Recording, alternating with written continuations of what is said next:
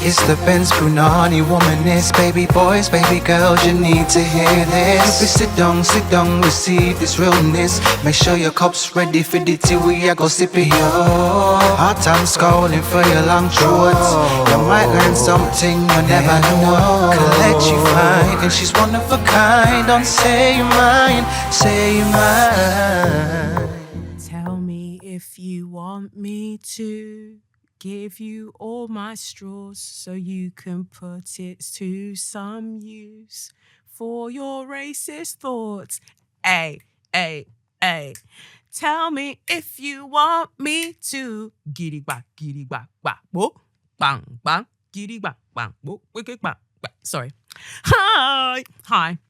Welcome to another episode of SYM, officially known as Say Your Mind, unofficially known as What? That's right. Suck your mum. I'm Kelechi Okafor. Welcome to my show. Welcome to my show. The show of a baby girl. Yeah. So, mad thing. All the tickets for the live show are sold out. I'm extremely humbled. I'm extremely grateful. Thank you all so much. I don't know what the fuck you like about this show, yet here we are. Thank you so much. It's a small venue. I wanted to keep it cute, and I released like a few tickets at first. Quite a few tickets at first, and I just thought, that'll be enough. That'll be it. But everyone around me was just like, nah, come on, hype yourself up. You can sell more than these. So I released a few more, and they sold out as well. And that's it now. So I'll just be seeing everyone at the live show on the 18th of August. That is a Saturday. Get yourselves ready. We'll be dashing out straws, and we'll be dashing out ourselves, like whining and all sorts. And I just can't wait. I can't wait. It's going to be lit. It's going to be so fun to like see so many of you in person and just get live reactions to all of this stuff. It's going to be so cool. And I'm really glad that I'm using Boondocks because I've used there before. It's cool, it's calm, it's nice, it's a vibe. So yeah, you'll be able to get yourself some food. I think the offer is you can get yourself wings or the vegetarian alternative with fries and a beer or lemonade for a tenner. So you can really be chomping and you really be cracking them chicken bones as I'm talking. If you want to. I mean, I would feel that that's disrespectful, but you go right ahead and do what you want to do in it. But yeah, this week has been all right, actually. Been all right doing bits. BJJ was lit. My God, BJJ, for those who don't know, I've told you already, it's not like, Blowjobs Juniors. No, it's Brazilian Jiu-Jitsu that I've been going to for a little while now, for a few weeks now. And it's so fun. I mean, this week I've only been training with guys because, I mentioned last week that one girl in particular, one woman was moving a bit mad, but actually it ended up being okay. Sometimes people don't move as mad as you expect them to because you've seen their counterparts move madder, but it's actually all right. So I've been training with guys and their motherfuckers don't let up. So we've really been going at it. My gi has been soaked every single session, but I really appreciate it. Doing it feels cathartic, and it's actually made me more aware of the aspects of myself where I was just really, really holding on to a lot of anger, and it brought it to the surface. So I had like a little, a few posts on Twitter and Instagram the other day talking about it, just the various things that have aggravated me and annoyed me. But, BJJ really helped me to make contact with that. And now I feel better. I went swimming just before coming here, and swimming's going well as well. Slavery. No, just joking. Swimming is going very, very well. I'm really pleased with my progress. For some reason, I'm just really scared of going to the deep end. Like, I'll be swimming. And it's like my mind knows when I'm about to get to the deep end because then I just stop and I come back. And the instructor who I really like, he was just like, just go. You're like there. Just go to the end. Just go. I'm like, no. So let's just all pray for me that I build up this courage to just go literally a few extra meters and just go to the deep end and get the fuck over with. But yeah, so everything's going well. Actually, talking about the live show, so going back, I was waiting a while to tell you all this, but I might as well tell you because I know that there are so many listeners that aren't living in London. You're not in London and you're just like, rah, how can I be a part of Wagwan? How can I be a part of all of the things that are Gwan and how? Well, you can, because on my birthday, my birthday is the 5th of October. My birthday's on the 5th of October. I'll be releasing Say Your Mind affirmation cards. So some of our favorite sayings from the show, just tweaked so they're affirmations, like actual genuine affirmations that I hope that you say. You pick a card every day and you say it to yourself and you go ahead and live your motherfucking best life. That is all I want for you all. I want you to live your best life. Okay, that's what I want. So yes. So the affirmation cards will be released on my birthday, and that's why I'm really glad to be doing the live show, because literally all the proceeds from that, all the money that I've made from the live show will go to making the baddest deck of affirmation cards that I can muster, and then that can go all around the world, and wherever you are, you can get a deck. You can buy a deck for your brethren, for yourself and your brethren, and have these cards with you. And it's just my piece of something to you, because obviously October will be bringing us nearer to the end of the show. And for those who can't make the live show this time, don't worry, there'll be a goodbye show in December where we finish off on a high. God bless us all and keep us till then. So yeah, that's my big news. Yeah, Say Your Mind affirmation cards. Get yourselves ready. So that's that. Let's get into the tarot then. So the Black Angel card that we pulled for this week was the Sojourner. Now, obviously, this name means a lot to me. Well, I hope you do, but if you don't, that's fine. That's totally fine. So Sojourner, someone that goes on travels and things like that. But also Sojourner Truth, the amazing, abolitionist and activist that my studio, the building that my studio is in, is named after. I have my studios in the Sojourner Truth Center. And so this card, when it came up, I felt like it was screaming in my face a little bit. I felt like it was very much shouting at me. But I'm going to talk you through this Sojourner card. So we see two halves of someone's face. One half is blue. The other half is like magenta. And with squiggly hair, just someone that straddles many paths. So let's read about the Sojourner. So the Sojourner, you open the hearts and minds of others. On your waking path, there is zeal. On your sleeping path, there is resistance and illness. A Sojourner on the waking path represents courage and the capacity to speak out. You guard against harm. As a Sojourner, you are willing to say what must be said. Your voice must be heard. You are rarely silent. You are mostly in situations where you can share your beliefs. People may see you as a social activist or crusader, even though you are not in search of such recognition. You strongly believe that nothing great or worthy is gained without struggle. If it were not for the warnings of Sojourners, many harmful things would still be in place in our world. Your waking path is to be zealous, or eager to keep in touch with the world around you. Your awareness or knowledge is cultivated by your efforts to participate fully in righting the wrongs in life.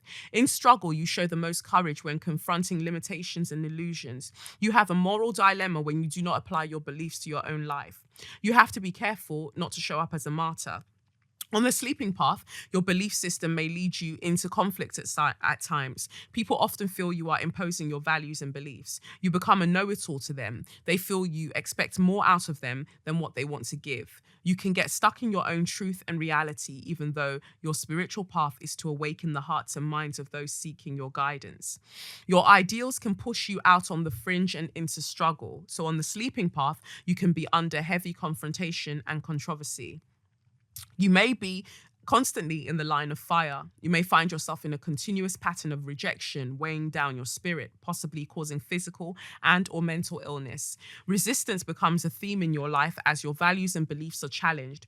For your own well-being, come off the fringes of life and find a comfortable place in the world. Which external battles can you let go of so you can attend to some of your personal conflicts? Let go of needing to constantly explain who you are and what you believe. Who you are is valid. What you believe is valid as anyone's. What you believe is as valid as anyone else's beliefs. Have reverence for your difference, which will give you an opening to allow others their reality. You are better heard and understood when you share your values without expecting change or without imposing your thinking.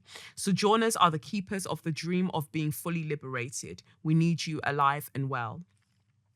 So like I said, I feel like that card was really, really screaming in my face. Like, I feel like it screamed in my face and then some spit went in my eye. It was really screaming at me. I resonate with it. Like I said, the studio is called, in the buildings, Kalechnikov Studio is in the Sojourner Truth Center in Peckham. And the Sojourner came up and I was just like, boom. Also, at the time of recording this, the studio is 2 years old today. And I couldn't be more proud. I couldn't be more proud, and it hasn't been easy. And I feel like I needed this message for me personally. I needed this message this week because I was starting to get frustrated. I was starting to get frustrated at the fact that people are always asking for proof when we talk about racism. Prove it then. If racism exists, prove it then. How do I prove it to you, stupid motherfucker? Do I gather up my entire life experiences and go, oh, hey, let's look at what Mr. Campbell said to me when I was in year 6? Like that, I can't gather all of them together for you, but you can trust and believe that what I'm saying from my mouth, from my lived experiences that I've been able to analyze as I'm so motherfucking self-aware, should prove to you that these things, micro and macro aggressions, exist. But I was starting to feel like down about it and I was angry about it. I felt a lot of anger that people still don't want to accept the fact that racism is in existence and it benefits certain people, and it's those people that don't want us to talk about it because it makes them sad. It makes them sad when you talk about racism. And I needed to hear this message because it was just like, baby girl, it is not your duty to now be trying to change the minds of these people. If they don't believe that it exists, that's their personal problem. They don't want to believe that it exists because they continue to benefit from it. What you can do is carve out your place in the world and make that the best motherfucking place ever and live your truth in and around that and let other people do what they are doing.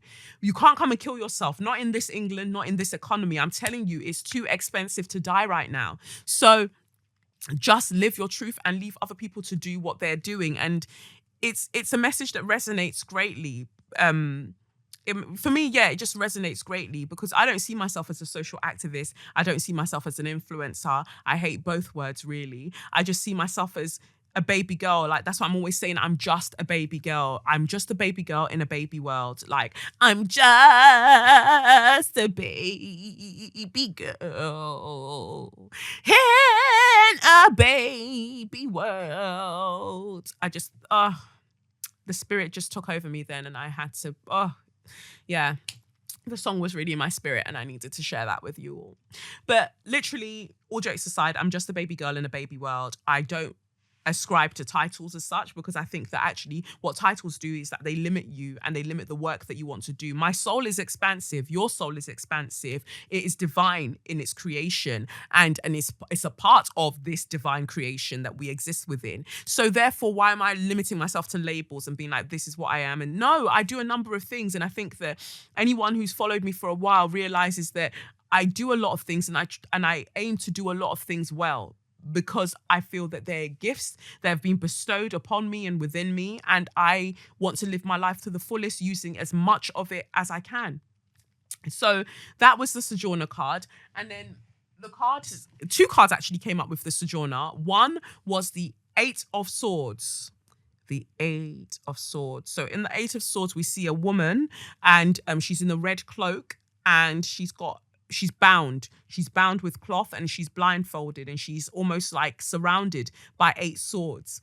And the water beneath her is just, it's manky and it's just there. But in the distance, you see that there is a high place. There's a high place. There's a home that she's obviously turning away from.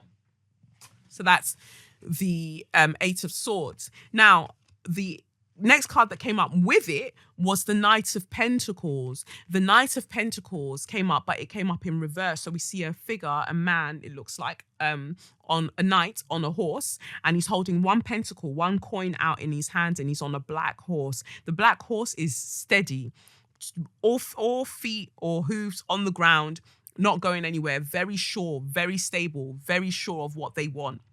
looking off into the distance. But like I said, it came up in reverse. So what I deduce from these two cards is something that I think will speak to quite a few of us, in that we're in denial.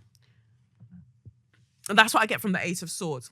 We're in denial because when we talk about the swords, we talk about more about the intellect, more about things that are happening on a cerebral plane, the things that are happening in your brain, thoughts and things like that. So we're choosing to be in denial about people, I want to say, and opportunities, because we are afraid that if we take on certain opportunities, it means that we'll lose people along the way, because some people are just not happy when you start to do better for yourself. And so rather than going towards the things that will make us more successful, more happy, we just choose to remain blind. Because if you look at if you ever have a chance, or you can check on the internet, if you Google the Eight of Swords, you see that the figure, the cloth that's binding the figure is loose. So it looks like almost she's bound herself and she's blindfolded herself, and she's choosing to turn away from the greatness that's waiting for her behind her in the background. She doesn't want to see it because she doesn't want to have to go there if it means that she can't go there with the people she wants in her life. But let me tell you now, as I said on my Instagram stories today, listen to me now. You are on a journey, right? We are all on a journey. And on that journey, it's like, think about a London tube map, or wherever you live in the world. If you've got a fucked up tube map like ours, you can just see like rare, cutting off at different places. And actually, saying that, I feel like the London tube map is way better than the New York subway map, because that motherfucker's confusing. But anyway, so just imagine like you're on a train and you're going somewhere. You've got a destination that you're going to. Just because motherfuckers are on your train doesn't mean that they're also going to the same destination. And even if they are, they might need to get off and connect onto another train because they need to take another route. That is okay. You can't come and kill yourself over the fact that people aren't staying on your train, going with you to your destination. People will come and go. Other people will get on and they might get off at the next stop. Who knows? But what we all need to be thinking about is the fact that it's a train journey, that we know our destination there. And if people want to join us along the way, that is wonderful. But we do not need anyone to follow us all the way to the end. We do not. We absolutely do not. And so if you're holding yourself back from the things that you really, really want to do in your life, or you're scared of even proclaiming when something great happens to you, if you're shook of telling certain people because you feel like they'll react badly to it, you need to ask yourself why you have those people in your life. And they're not your God. They're not your God. And the reason that I say that they're not your God is because what we'll discuss in the extra content, big up my patrons, is the Hierophant. The Hierophant came up at the bottom of the deck this week after I pulled these two cards. And the Hierophant really speaks to the idea of structures and you looking outwards for guidance when the guidance that you actually need is already within yourself. But we're going to explore that further in the extra content. If you want to join us in the extra content, it is patreon.com/Kelechi Okafor. You can join for as little as $1 if that's what you want to do, $1 a month, or $3 a month is my recommended amount. Thanks. But yeah.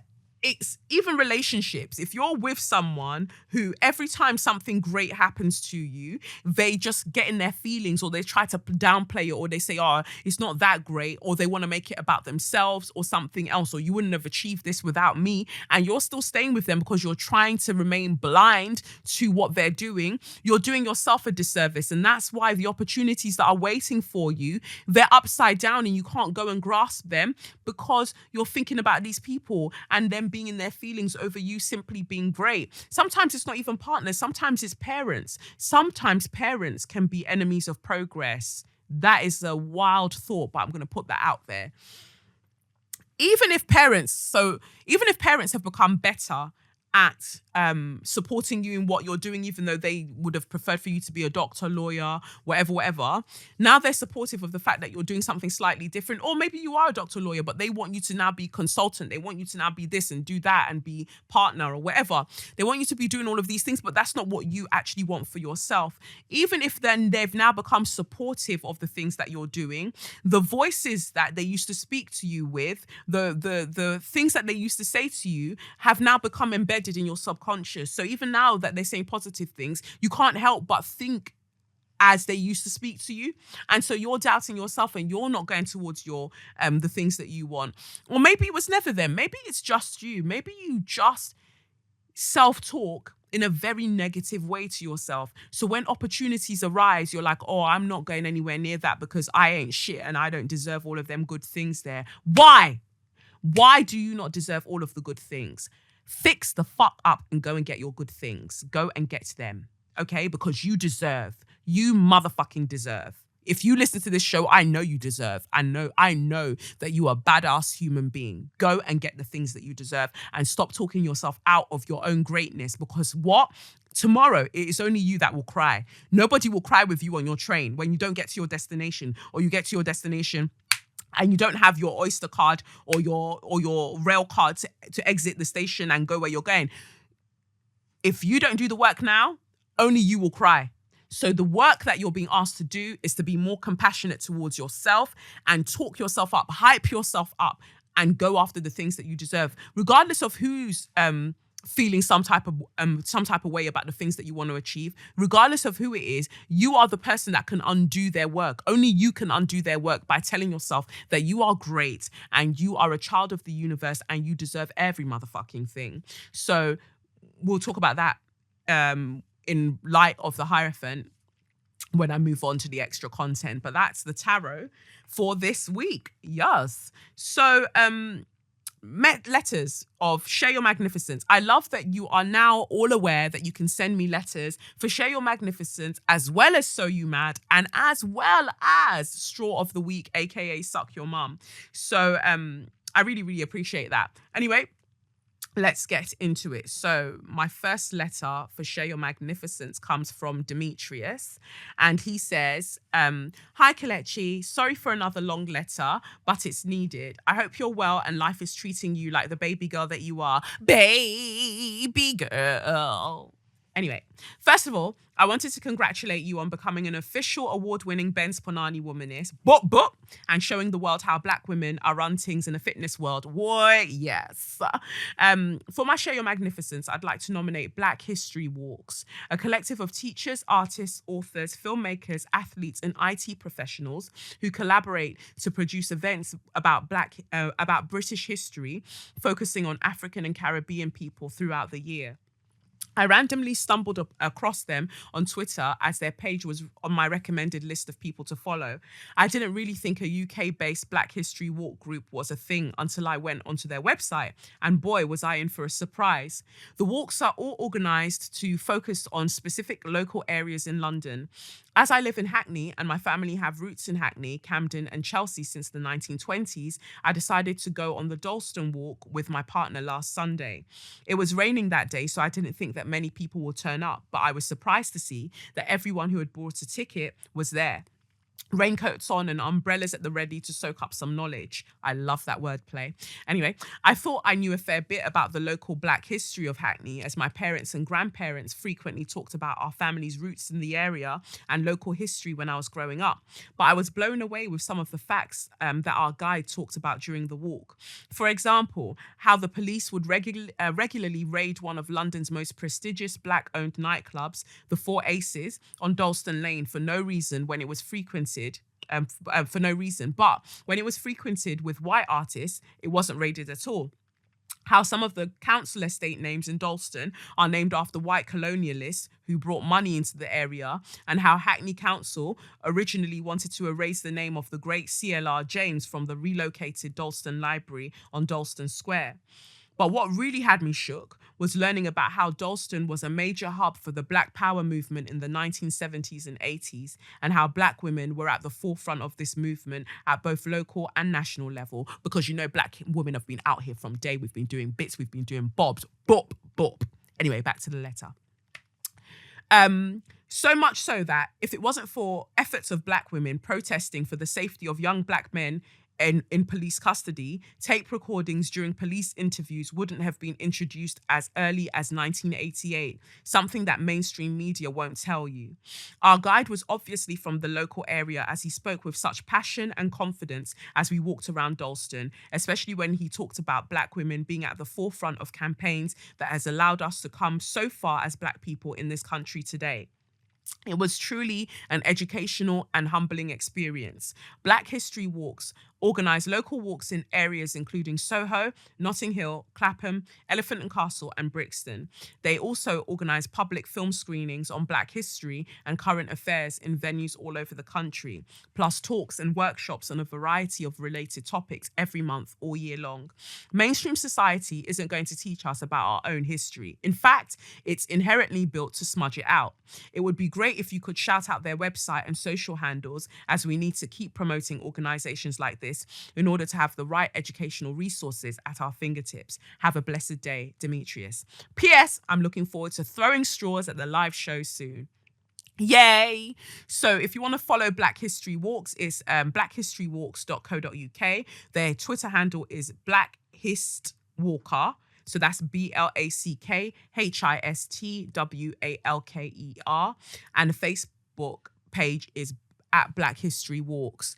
That's wonderful. Thank you so much for sending that through, Demetrius. That's absolutely fucking incredible. And I mean, it just goes to speak to the fact that what I'm always saying, that Black women have been out here from early. Where we pulled the Sojourner card today, and this speaks about that.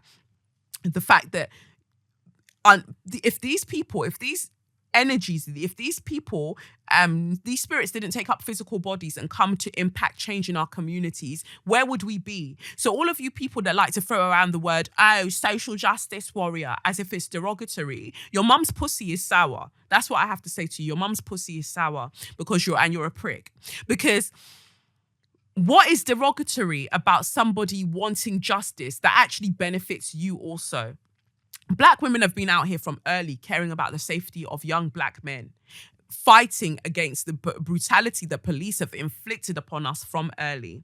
I know that this week the Grapevine episode came out about police brutality, and apparently, I haven't looked at the comments, but apparently in the comments, people were moving mad, talking about what does the UK know about police brutality, or why are these people speaking about it when they haven't experienced it? What the fuck are you talking about? Why must you always find a way to talk down about good things? What is wrong with you? Why don't you go and moisturize your asshole? It's clearly dry and crusty, and that's why you know what, before you even moisturize the asshole, go and clean your asshole, because most of you men who are tweeting the most cruddiest things about the fact that we're speaking out about police brutality in the UK, that we're blowing it out of proportion and we're doing this and we're doing that, even though we gave you facts. You man are the ones that don't like to clean your bum holes because you think it's gay to clean yourself. So first of all, go and focus on having a proper integral hygiene for yourself. Focus on that before you ever come and open your crusty lips to talk about the fact that we are speaking out about things that affect you in the long run. So, yeah. So thank you, Demetrius. This is wonderful. Big up Black women. Big up Black women everywhere in the world. This time, next time, in past times. Big up yourselves. Yeah. So that's from Demetrius. And then I've got one from Portia. I love your name because one of my favorite speeches about the law was given by Portia, I think, in The Merchant of Venice. So yeah, love your name, love. Anyway, Portia says, hi, Kelechi. I'm a bit late, but I recently got into your podcast after seeing you on the Grapevine. Oh. As a Londoner who's lived in America for quite some time, your podcast is a breath of fresh air, especially when I get homesick. Oh, love. Love, we miss you, love. 2 slaps on your chest. Like you, I am in the entertainment industry, and I am the creator of Black Beyond America, a docu-series that broadens our idea of what the Black experience looks like. I've recently hit a rough patch with the series, but your podcast has encouraged me to not lose faith. Don't lose faith. Keep going, gal. Because of you, I'm more unapologetic and care less about being dubbed the angry Black woman. I'm more likely to call people out on their bullshit, and trust, living in America, I encounter it often. And as you like to say, show the people their entire pussy. Yeah. For Share Your Magnificence, I'd like to nominate my friend Alyesha Wise. She's a fellow poet from New Jersey who shamelessly writes about her experiences as a queer Black woman.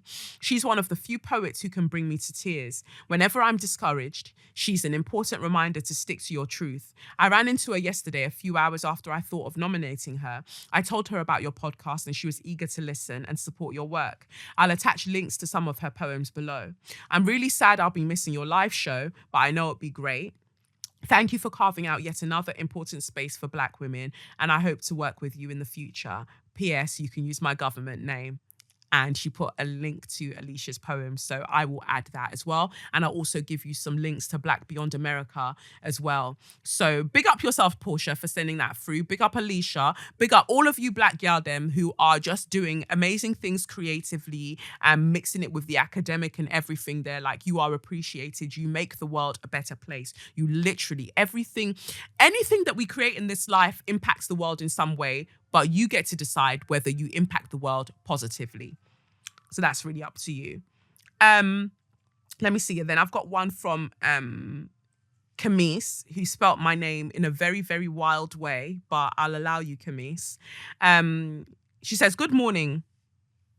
With this wild spelling. Hope you're good, love. Just a quick one to say, I'm a fellow Black girl doing my thing in the film industry, specifically the art department, designing sets, etc.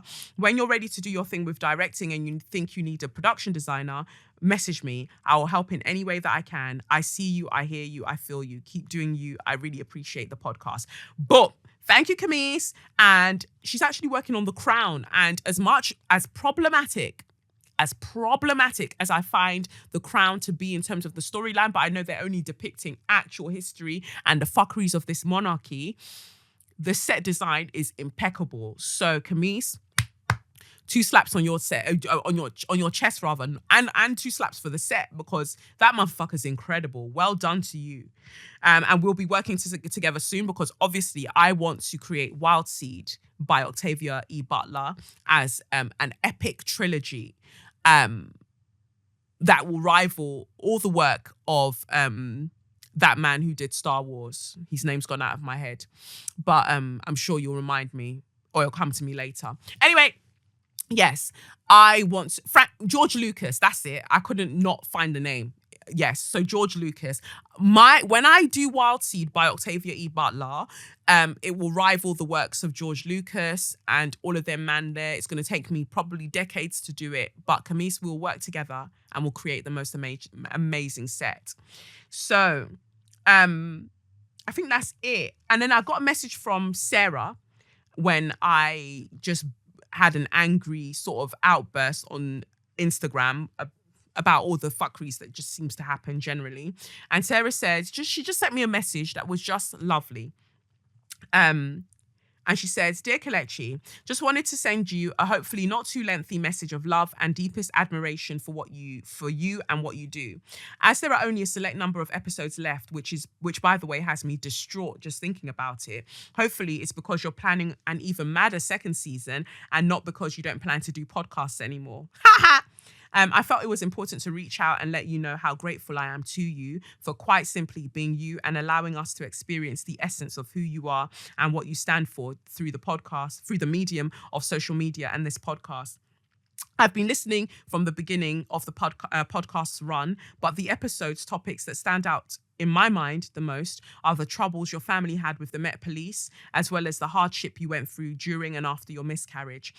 I imagine that these topics were also the scariest and most difficult to discuss so publicly. I commend you for your bravery, but I also thank you for allowing us these small but intimate glimpses of your life. It's not easy being a public figure, but especially being a hyper-visible Black woman online, it can invite a lot of tiring comments and opinions, even from those who might mean no malice. Just know, from me at least, you are loved and you are appreciated. There are 2 things I love most about you. Number 1, your work ethic. As someone who has lived with depression for so many years and struggled to find a passion to throw myself wholeheartedly into, I look at you and I'm amazed. Not only do you do so many things, but you excel in them all. It's truly beautiful to behold and to behold a person like you. Inshallah, God willing, can only go from strength to strength. I mean, not to throw shade, but while many other podcasts are on their 50th, 60th, 100th, etc. episodes and still manage to plod on with subpar sound and fluctuating quality of discourse. Wow, that was shade. Wow. Anyway, i.e. waffling, you came out swinging from episode 1. That's when I knew if I didn't before, that Kelechi means business. The other thing I love about you is how you constantly remind us that absolutely anybody can get it. I find that this is a very healthy attitude to have towards people and life in general. It shows you to be honest and an authentic person with true integrity, even if it means calling out someone you love or who claims to love you. Every celebrity out there showing their ass to speak fuckeries needs a Kelechi in their life. Now, fuck that. They need you on the payroll. Yes. I'm so grateful to you for who you are. Whatever you do in the future, whether you continue this podcast or not, I will keep supporting you. I hope you are taking care of your mental, spiritual, and physical health. That means sleeping enough hours in the night, ma'am. Yes, I will. And are more important than any work commitment. With my deepest regards, Sarah. When I first read that from Sarah, I got teary because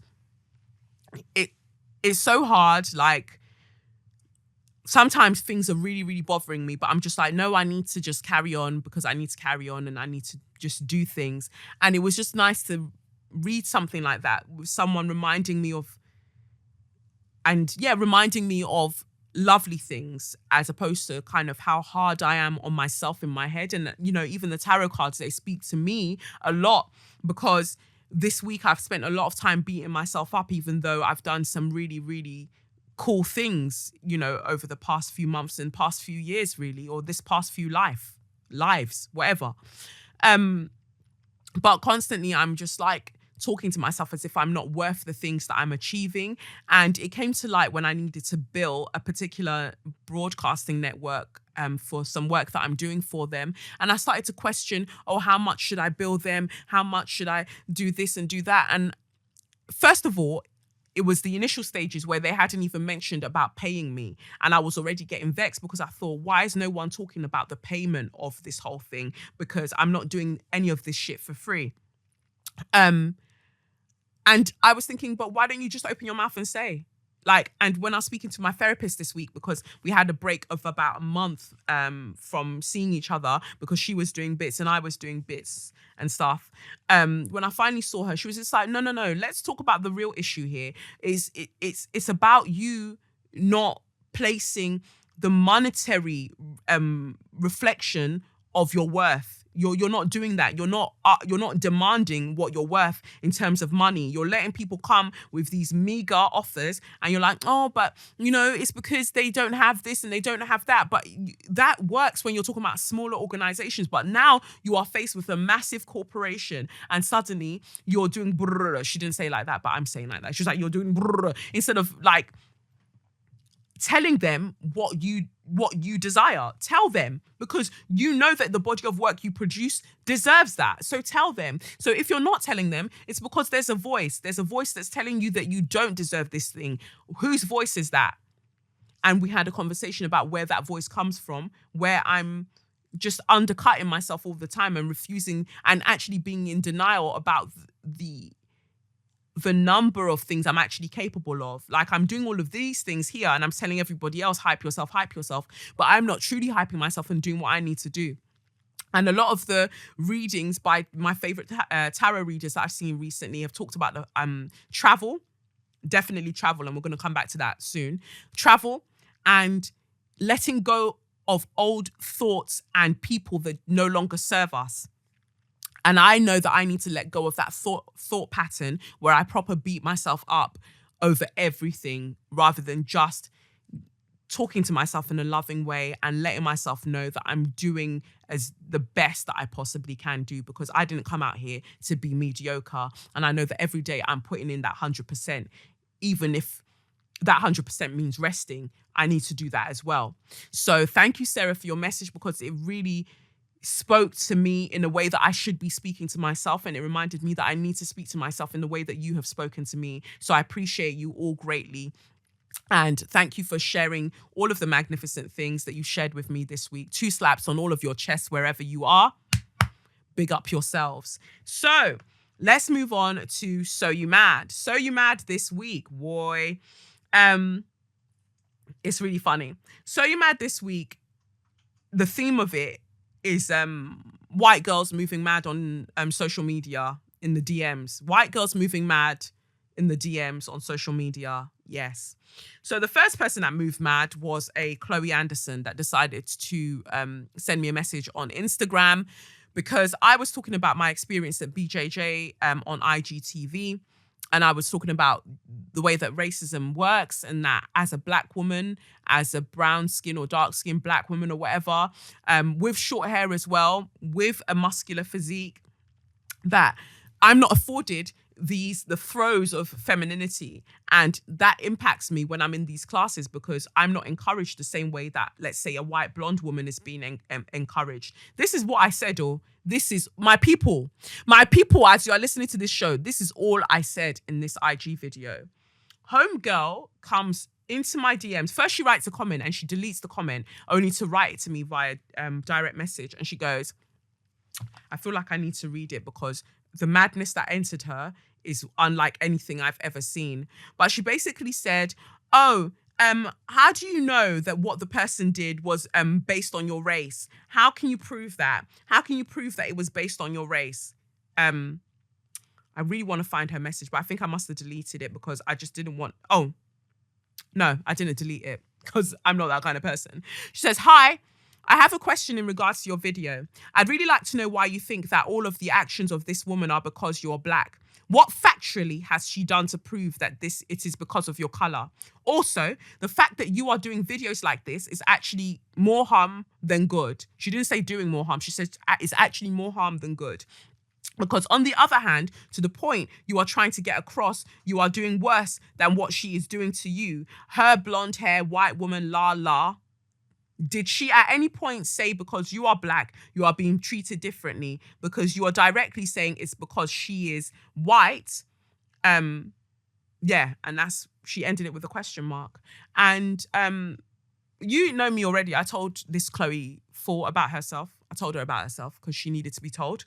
And it's interesting to me because she has a dance class where she does these, let's wear heels and be sexy and flick our hair and dip it down low and not actually hit the beat of the music that we're listening to. She does these sort of classes, and I think that she thinks that she's not racist because she has mixed race friends. And that's interesting to me in itself, that her mixed race friends have never discussed race with her. And so she feels like it's my mentions or my DMs that she can jump into, not even slide, but like catapult into and demand that I explain race to her.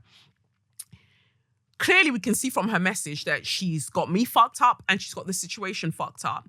To say to me, factually, let me know what she has done to prove that this is because of your color. What do you mean factually? What do you mean factually? So my lived experience is not factual enough for you? What do you want me to do? Get a written statement from her saying I said this because she's black? What do you actually want? To then go on and equate or...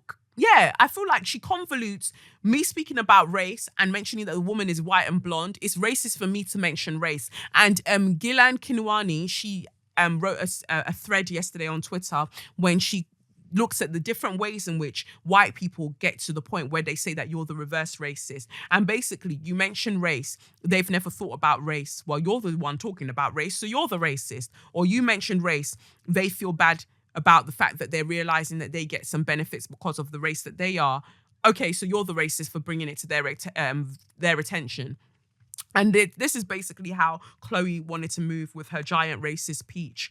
And so I told her that I'm under no obligation to start explaining shit to her because her mixed race friend should have done that in the first place. That's how she knows of me, through this mutual friend who I later on followed, because if you have such wild friends, you too must be wild. So I'm under no obligation to explain any of this to you. If you want an explanation, go and ask other people or go and do your research. Stop messaging me. And I blocked her.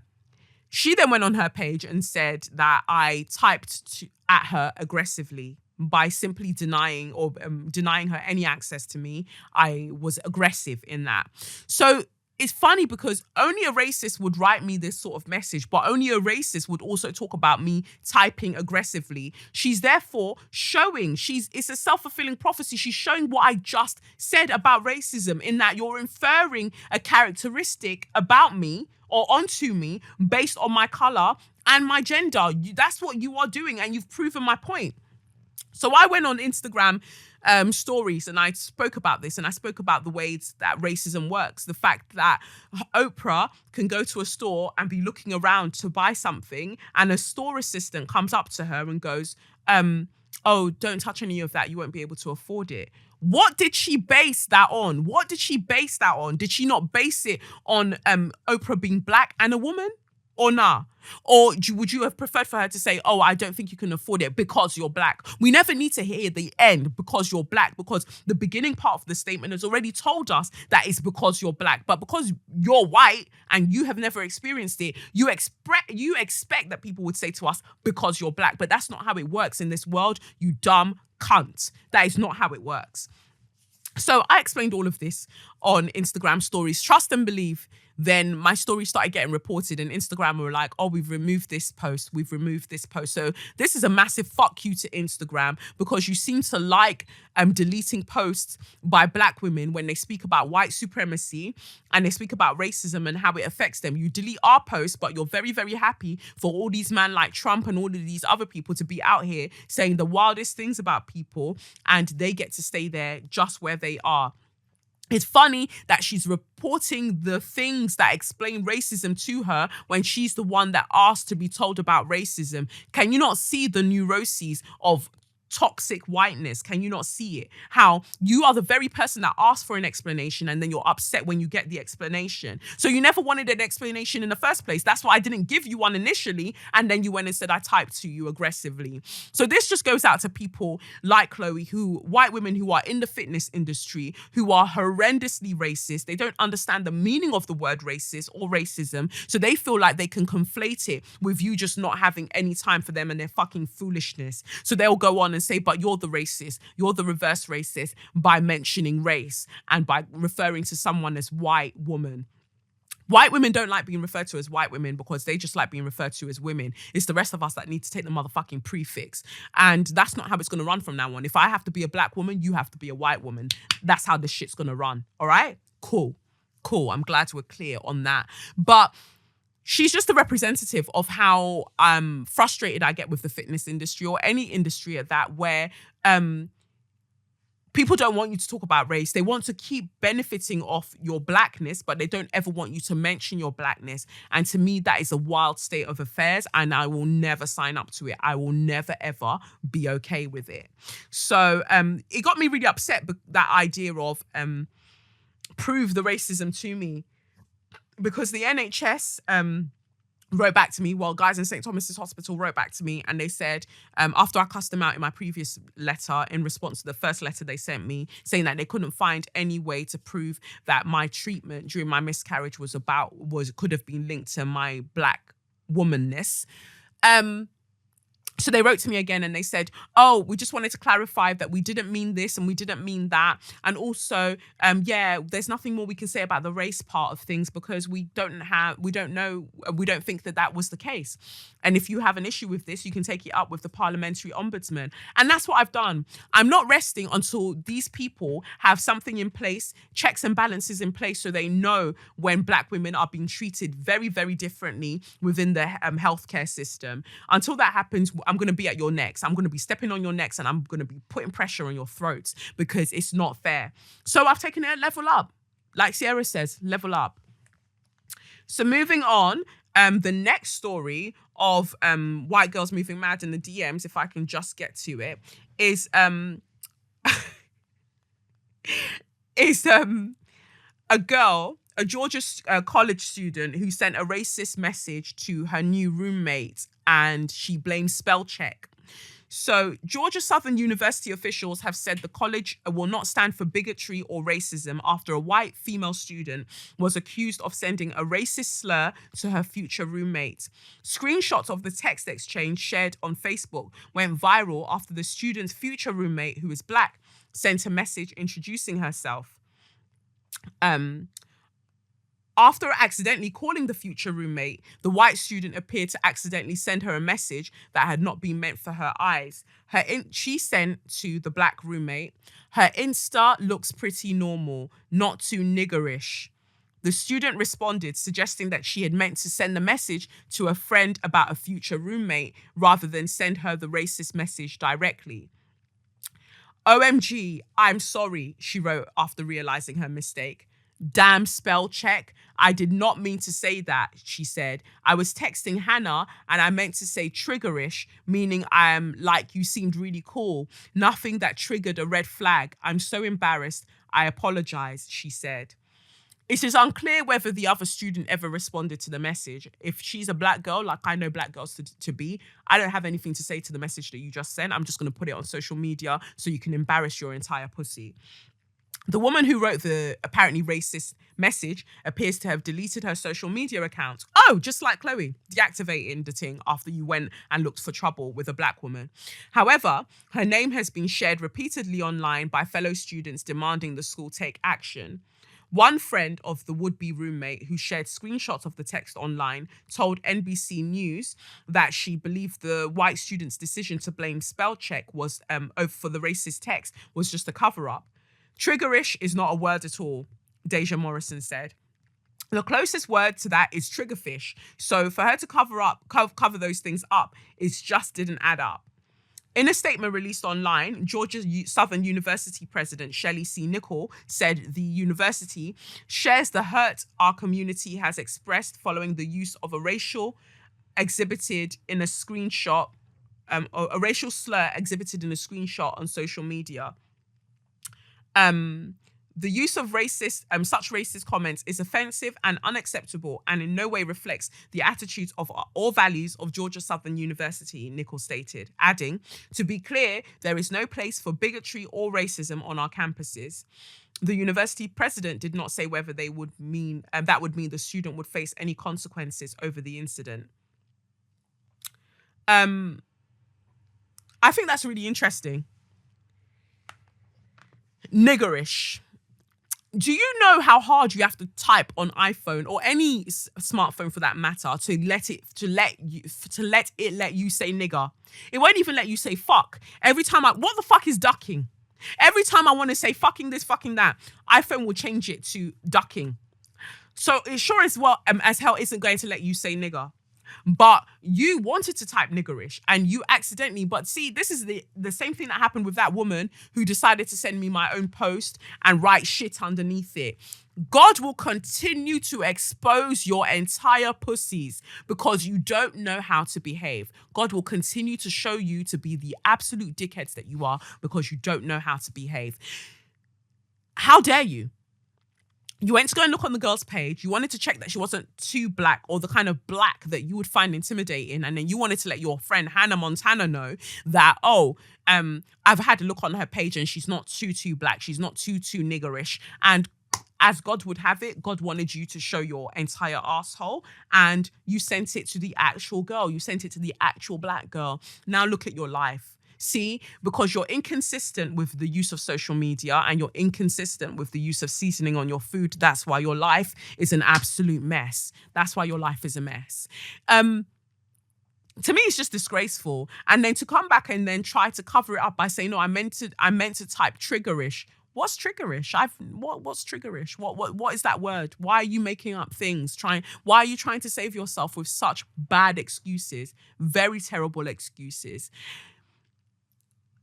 I just want for black girls to be safe from the DMs of white women because I have had a wild time with it this week. This lady from Georgia Southern University has clearly had a wild time with it this week. Just leave us alone. Just leave us alone. Go and write to your friends. Do whatever the fuck you're doing. Don't write to us. It's unacceptable and it's unnecessary. It's absolutely unnecessary. So that's it for So You Mad this week with the white girls moving mad on Instagram DMs. FYI, actually, just to let you know, you can never shut me up. So if you go and report my posts, I would just simply repost them or I'll put them on another platform.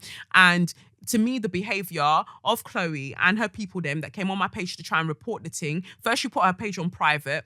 Then she went and deactivated her page. And I automatically become the transgressor. I am the transgressor when you were the one that came on my page looking for trouble. If you don't like what I've got to say as a white person, if you listen to this podcast, as any person, if you listen to my podcast or you go on my social media pages and it has you feeling some type of way, it's so easy to just click X and come off the thing. What you shouldn't do is start sending me things telling me how unhappy you are about it, because all I'll ever tell you is to go and find a knife, sit on it and slow wine.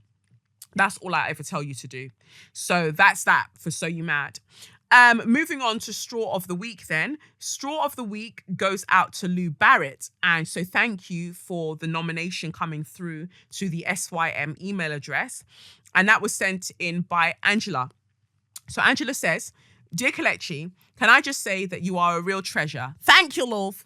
I enjoy listening and watching your podcast weekly. I love it when you tell Becky's about their entire pussies, which I just did. We try to educate and be patient with these people, but they just don't get it. Their privilege is so deeply ingrained that it's nauseating. I live in Australia and it is just as bad. I will keep this cute and brief and also link you to the article written about Lou Barrett, News Corps' Managing Director of National Sales. So here it goes. I'm nominating Lou Barrett for Straw of the Week due to her comments regarding the Me Too movement and Time's Up movement she made at the Advertising Week conference in Sydney. Lou Barrett's comments were that women were holding themselves back and need to get on with it, and Me Too movement only benefits black dress designers. Now, I find this deeply troubling as many of these panels only consist of white women and rarely women from minority groups. The privilege is real out here. Her comments, in my opinion, are pretty insensitive to the plight of minority women in the workplace, especially victims of sexual harassment. Thank you, and may God bless all that you do. Blessings, Angela." Thank you, Angela. So, Lou Barrett is a pussy clut. She definitely is. She definitely is. And it's really worrying to me how women who get to a certain level of their career will turn around to other women and go, "Oh, you haven't leveled up like me? Oh, bitch. The only reason you haven't leveled up like me is because you're too busy focusing on all of the ways that you're oppressed. Don't think about oppression. Just be like me. I don't ever think about oppression. I got all of these things and I'm so..." Shut the fuck up. Shut up. Shut your stupid lips. Shut up. Blue said, "Women are holding themselves back and need to just get on with it. In the era of Me Too and Time's Up, they're just making life harder for themselves." She says, "I don't feel like it's any man's job to create me. It's any man's job to create me as an equal or have me as an equal." Barrett said she'd never felt that there was a big divide between the genders and implied that the Me Too movement, which was ignited when women began sharing their stories of sexual harassment, assault, and discrimination, had gone too far. She said, "I think the only ones that have done well out of the Me Too movement are the black dress designers. I'm probably saying the wrong thing, but just get on with it, you know? Don't worry about it. Just get on with it." She said men have never gone out of their way to derail her career, and it was on women to demand more and get their own seat at the table. "I think we are our biggest enemies in that respect because we don't actually go, 'We're worth more, pay us more,'" she said. "It's like the Mark Wahlberg and Michelle Williams story," she said, referring to the news out of Hollywood that Wahlberg had been paid $1.5 million to reshoot movie scenes in the wake of allegations against Kevin Spacey, while co-star Michelle Williams was only pocketed $1 million. Well, he got paid $1 million to reshoot that movie or reshoot certain scenes. No, he got paid $1.5 million to reshoot that movie or reshoot certain scenes. She got paid $1 million. But did she ask for more? No. She was quite happy to go back and do it for what they asked her to do it for. Women, she said, are putting too much onus on men to solve the problem. Women hold themselves back. They're the ones that hold themselves back. It's not because they don't want to go into the C-suite or advance in their careers. They just choose motherhood instead. And there's something wrong with that, she said.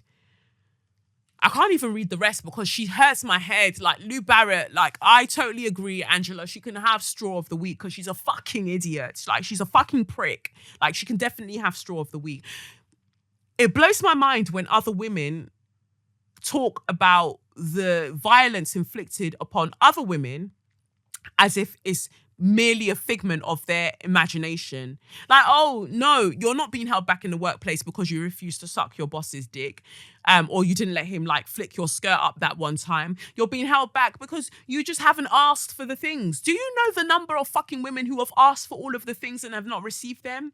Like I just mentioned earlier about the cards dragging me about not going forward and demanding what I'm worth. That's one thing, but I also understand that organizations have a duty to let you know that you deserve to be paid and you should be paid for certain things, but they will conveniently keep quiet and not tell you these things, while mediocre white men will come and be paid for all of the things. News outlets love to tell you how they don't pay for news, and therefore if you come onto a news program, they can't pay you. Meantime, they can pay a white man because he's an expert in his field. Fuck that.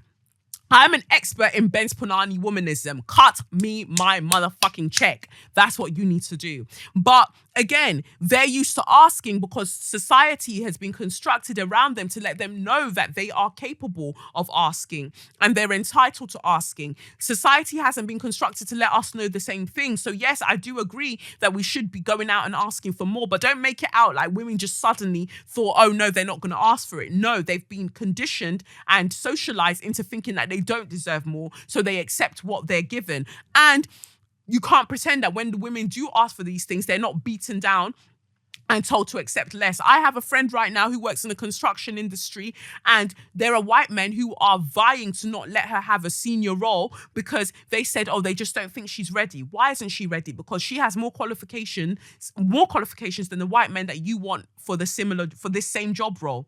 Yet you don't think she's ready, even though she shits on them any day of the week. So it's not imagined. And women like Lou Barrett need to stop trying it. And while I do agree that to some degree, everyone's made this Me Too movement, there are certain people who have made this Me Too movement about wearing swanky black dresses while still being complicit and still going to these events that historically oppress women. They're still going. They're like, oh, I'm against it, but I'm going to wear this cute black dress. What's you wearing a cute black dress doing for the actual movement? What are you doing? What are you saying to actually impact change for this movement? And also, are you highlighting the black women who were at the helm of starting all of these things, who were the ones that actually started these movements that you've now whitewashed and put your face in front of? Those things matter to me in that regard, but that doesn't mean that I support Lou Barrett, because she's clearly a pussy clock, clearly a dickhead, and Lou Barrett needs to go and suck her mum, because her mum obviously chose motherhood so she could be born, only for her to come and act like a fucking prick on this planet called Earth. So yes, straw of the week to Lou Barrett. And that is it for this week's episode of SYM, officially known as Say Your Mind, unofficially known as What? That's right, suck your mum. In the extra content, we'll be talking about Pastor Daryl Pussyclark. That's not his actual name, but I've called him Pastor Daryl Pussyclark. His name's Pastor Daryl Scott, who says that Trump is probably going to be the most pro-black president that we've had in our lifetime. Give him a chance. So I want to talk about the ways in which black pastors, especially black male pastors, are determined to clearly ruin our lives because they keep legitimizing and endorsing white supremacists. Same thing happened when Theresa May went to that church in London. The Pentecostal, I think it's Pentecostal, the church in London, the black church in London. She went there and the Tories won. And I blamed the church for that. I blamed that church for that. So we'll talk about that in the extra content. If you want to come over, it is patreon.com/Kelechi Okafor. So yes, I have been Kelechi Okafor and this has been SYM. If you want to follow me on @SayYourMindPod or @Kalechnikov. Happy birthday to the studio again. Happy 2 years to the studio. May God continue to take us onwards and upwards. Yeah, and I'll give you the links for Black History Walks and all of the other wonderful things mentioned in Share Your Magnificence. And have a wonderful week. Peace. It's the Ben's Punani womanist, baby boys, baby girls, you need to hear this. Sit down, receive this realness. Make sure your cup's ready for the tea, we are go sip it, yo. hard time scrolling for your long shorts. You might learn something you never know. Collect you fine, and she's one of a kind. Don't say you're mine, say you're mine.